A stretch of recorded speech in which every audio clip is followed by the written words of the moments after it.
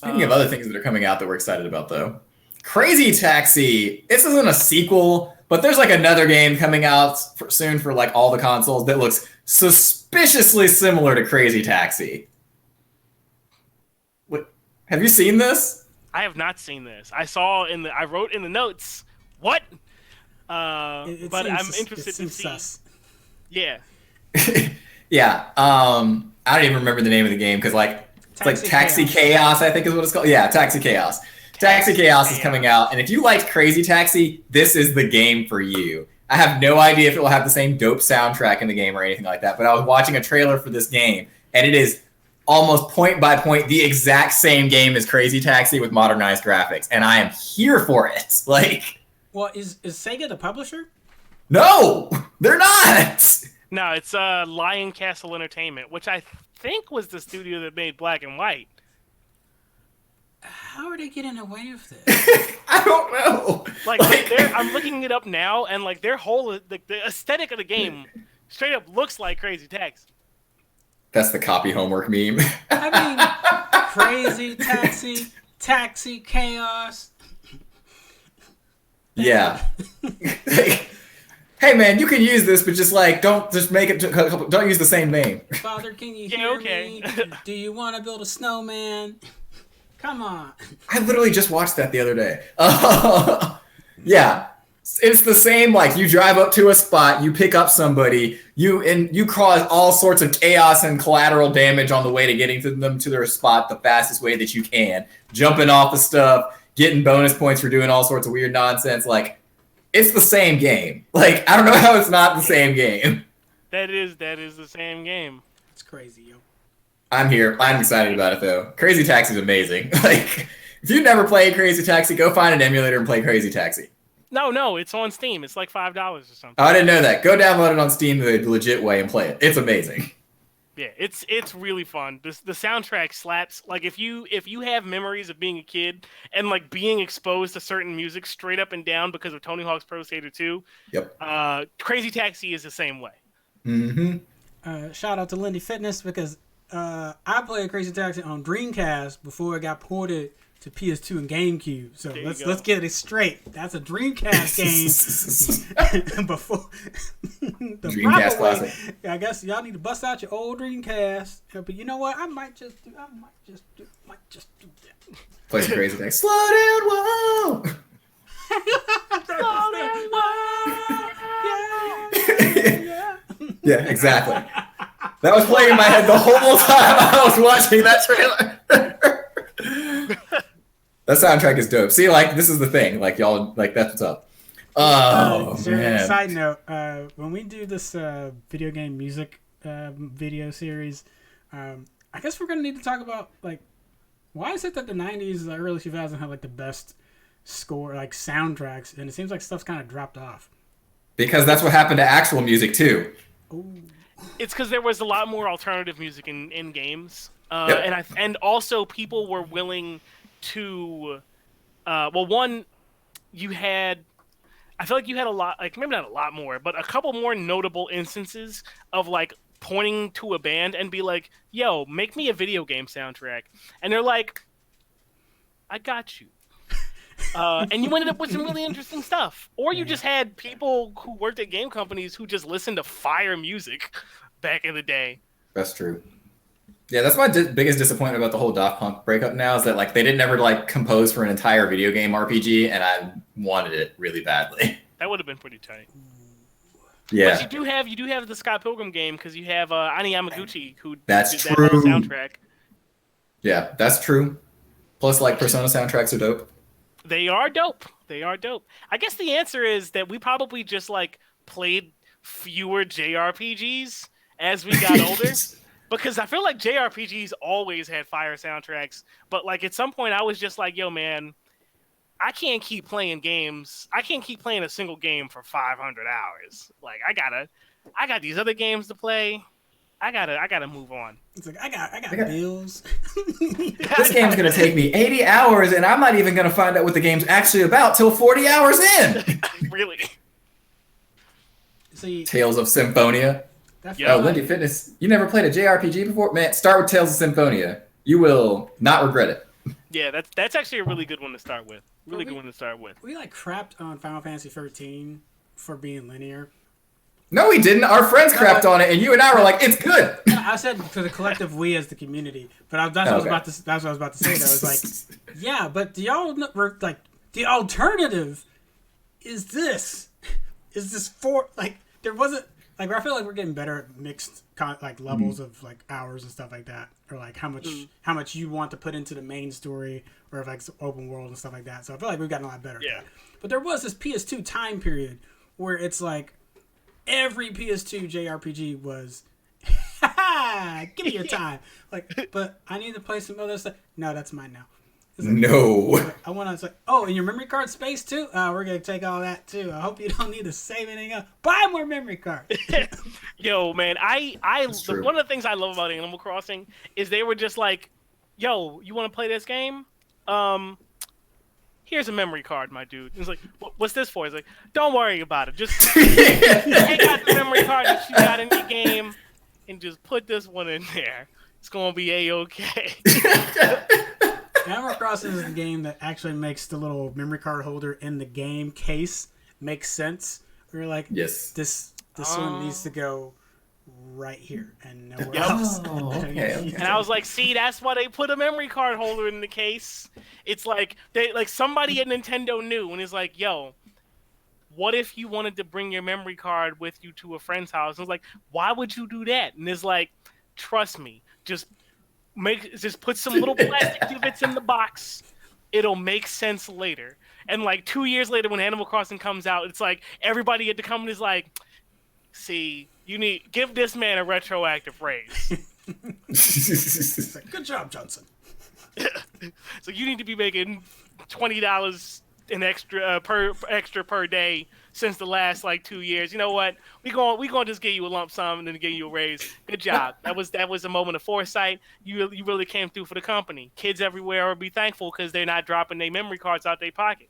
That's a good idea. Here, Reggie, you can have a promotion. There you go. Oh man. Wendy Fitness says that you watched your brother play Skies of Arcadia and you're good. Woo! Yep. That's a good one too. That's a good one. Man. All right. Now we got to talk about games that aren't good and are trying to get good. Hold up. We skipped the John. We skipped the Did we? That's because it's not a game. We'll go back to it. All right. Okay, we'll get there. That's important. We'll end on that because it's dope. Yes, okay, cool. All right, so Marvel's Avengers is coming out with a new DLC because, as we talked about before, the game release was great until you finished this main story, and then there was nothing to do, and then it was trash. So they're trying to fix the trash part of it. Man. So they're coming out with a Hawkeye DLC that's going to be based off the Future Imperfect story and, like, I think the Hawkeye and the Run story. So I don't really know how this is going to go down because the villain is, like, the Hulk. But, like, the Maestro Hulk. Oh, okay. Yeah. I don't really know how Hawkeye is supposed to beat that, but I almost want to get the game just to see how that's even remotely plausible. I think this is the part of the story where they introduce Hawkeye and subsequently kill him. Like, you know that scene in Age of Ultron where he's like, I'm just a dude with a bow and then fighting all of this, but we're going to make this work. Like, that's what I imagine with this DLC. It reminds me, like, I probably reference this a lot, but it reminds me of, like, there's a bit from one of the comic books where, who is it? It's Deadpool and Spider-Man are, like, standing on top of a building in New York while, like, the Fantastic Four and the X-Men and, like, a bunch of other dudes are all, like, fighting Galactus as, like, he's trying to, like, consume the Earth. And, like, what did I say? I think I said Deadpool. I meant sorry. Deadpool, Spider-Man. No. I meant Daredevil. Oh, okay. And Daredevil's like says to Spider-Man's like, "Yo, should we go help?" And like Spider-Man looks at him, he's like, "And do what?" It's like there's certain echelons of power here that you seem to be ignoring. And having Hawkeye fight the Hulk definitely seems like one of those kinds of power differentials where somebody is very much out of their element. And it's not the Hulk. Yeah, basically. Or is it? I mean, if it's Maestro Hulk, then still no. Still no. You forgot the second part of that word is Hulk. I mean, Maestro Hulk's arguably even more difficult to defeat than the regular Hulk would be. Yeah, exactly. So I don't know what's going to happen, but the DLC content that they have planned to release is supposed to be free. So maybe this, depending on how big it is, I could see them turning their game around if they keep continually releasing interesting storylines. Because thinking, for me as a purchaser, a customer, thinking about, okay, I'm going to get this Marvel game, but then they're going to keep releasing good story add-ons to it for free, which means I get more game. I could see long-term how they would turn this around and make it a good thing. But they really need to like tone down the microtransactions inside of the game. It's gonna be really hard. Like I'm looking at the Steam charts for like average number of people they have playing the game, and apparently in January they peaked at slightly over 1,000 unique players, with an average like hardly over 500. Wow. So and they dropped like a rock like a month after the game came out. Like it was like they started. They finished the story. Yeah, because they started with like an average of somewhere like around like 7,500 players, and in the following month, like that average dropped by 6,000. So, and it's only gone down from there. So, it's possible that they might scrounge up a couple extra people, but I don't think that Hawkeye's the person to do that. So, like a Doctor Strange or something. Doctor Strange, T'Challa, like whatever. Scarlet Witch might be Scarlet Witch. Timely. You know. That would be well met. A Spider-Man DLC that isn't console exclusive. Sony. Hey, that's why I pre-planned and bought a PlayStation. I knew what was up. I'm actually like whatever. But You also, just had it. I've gone back and played Cyberpunk more than I have Avengers.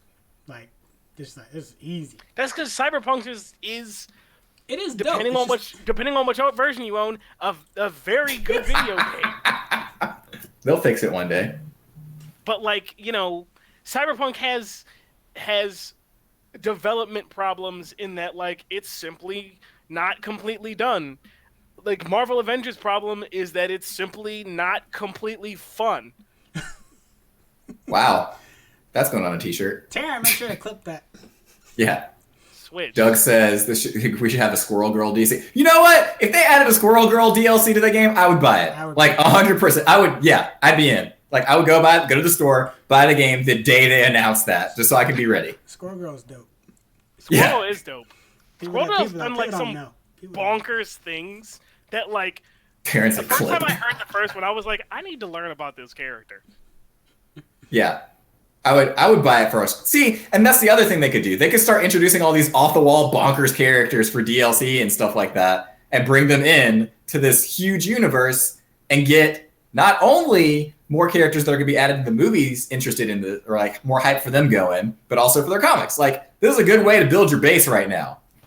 Yep. I remember like when I was getting into comics back in like middle school, high school, it'd be, you know, some character shows up in the comic book and does something cool, and I'm like, who is this? And so I'd go to the comic book store and be like, yo, who is this? What's happening here? And they're like, say no more, young blood. Read these comic books and then come talk to me next week.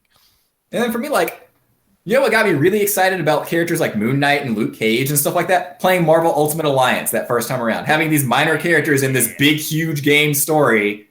And I was like, who is this? I've never seen them before. I'm going to play as them a little bit. And then they announced something else going on with them later. I'm like, oh, that's that. I want to watch that. It's like, oh, snap. Yeah, exactly. So I would, just keep doing that, y'all. Like, it's not lost yet. It's close, but it's not there. All right, so more things that are happening soon. Pokemon Day is this week. I think it's this Saturday. Let me check my calendar real quick because I've lost all sense of time from this week because that's Memphis the is bonkers 27th? right now. Yeah, the 27th. So 27th of the month is Pokemon Day, which for anybody who follows Pokemon knows that that's when they're going to probably release like a bunch of announcements of things happening. There's going to be a Post Malone concert for some reason. We'll probably find out about what the next Pokemon game is going to be. I don't really know what to expect. There's a boatload of rumors floating around about stuff, so we'll see what happens. We'll probably get some more Pokemon Snap news. There will probably be an event in Pokemon Go if you play that. Yeah, they're excited about this. This is why you want a 4K Switch, so you can play Pokemon Snap in 4K. Yo, if you could combine Pokemon Snap with Pokemon Go and do some like AR razzmatazz, that'd be sick. I bet they will do that some way, shape, or form. Because there's already I like because how you can I'm already destroying Kenny's mind with the possibility. because you can already like transfer your Pokemon from Pokemon Go into Pokemon Sword and Shield, which is useful. That's cool. Yeah, like that synergy already exists. So I don't know. I'm excited about Pokemon Day, especially because it seems like they're blowing up stuff this year and being like taking it seriously. It's the 25th anniversary. Pop pop. Pokemon Yellow remake. Oh, snap. Ooh. If I got a 3D Pokemon Yellow remake, Well, I'll tell you. Wait, isn't that Let's Go Pikachu? Yes and no. Yeah. I'll tell you what one of the rumors is. There's a rumor floating around that we're gonna get like a Pokemon collection of all the old, like not remasters, but like the old games on the Switch. No, that would be glorious. I would. Oh my god! I would instantly buy that. They would announce it. I would get on Amazon at that specific moment and order it. Yo, straight up, if instead they just fused every paired Pokemon game from Pokemon's inception into one game, so that there's not a Pokemon Red and a Pokemon Blue, there's simply a Pokemon Red and Blue, there's a Gold and Silver, so that way you don't have to do stupid tedious switching over from one game and trading Pokemon over. You can just play one game and catch all the Pokemon. But how else are we supposed to make new friends? On the internet. Where's our Pokemon open world game? Come on, where is it at? Where we have continents, islands. So as with many things, whenever you're like, man, how come I haven't gotten this thing yet? There's an indie company who's doing basically the same thing with a legally distinct version of what you've asked for. You mean Skyriders? Is that what it's called? Is that The one the that other Wait, Pokemon looking game on Steam? There's a bunch. I think it is Skyriders actually. Skyriders. I feel like we reported on this. No, we reported on a different one. Oh, a different one. Because that was Anaton's. Anaton's, right, and the art style was too close to Sword and Shield. We're like, ooh, you're gonna get sued. Yeah, Skyrider is more like Breath of the Wild style with like Avatar: The Last Airbender elements infused into it. I don't know if the thing I'm thinking of is Skyriders, but there's some early access Pokemon looking game coming out on Steam. I don't follow early access games too closely anymore because largely of Space Engineers. Shout out to people who bought Space Engineers before it came out, like 6 years after it was in early access. But there's a Pokemon-esque game that fits that bill, Kenny. That's coming out soon. All right, sounds good. Yeah. So that's happening this week. EA has also done some interesting things recently, or they're working on an interesting thing. So EA has patented some technology that will allow players to do kind of something we've always wanted to be able to do. Stream. So you know how when you're downloading a game and you're like, oh, I bought this new game, and then you have to wait like 5 hours for the game to download, so you can't actually play past like maybe the first hour of it. Mm-hmm. They're patented some technology that's going to allow you to stream the game while it's down. So you can, this is a really good idea. Like, that's pretty cool. So you'll be able to download your game while you're streaming the game itself. I don't really know what happens if you stream further than you download it or anything like that. Okay. So this will be sort of like the ready to start whenever you're like installing it, but they're backing it up on their end of like, well, we're providing you enough data from our servers so that you can still play while this is doing the download. Okay, that tracks. That's neat. But I want to note this is coming from EA. Oh, it's crazy. It's right. I know. Like it's like what you hear so many negative things about EA that like you forget that they do still have like the power to do something that's just generally neutral to good. It's like when General Hux betrayed Kylo. Maybe like lawful neutral. I'd put this as lawful neutral. Lawful neutral. That's as close as they get to good. Yeah, that's as close as they get to good. Yeah. So I really hope that happens. That would be really great. Like that's a really solid innovation.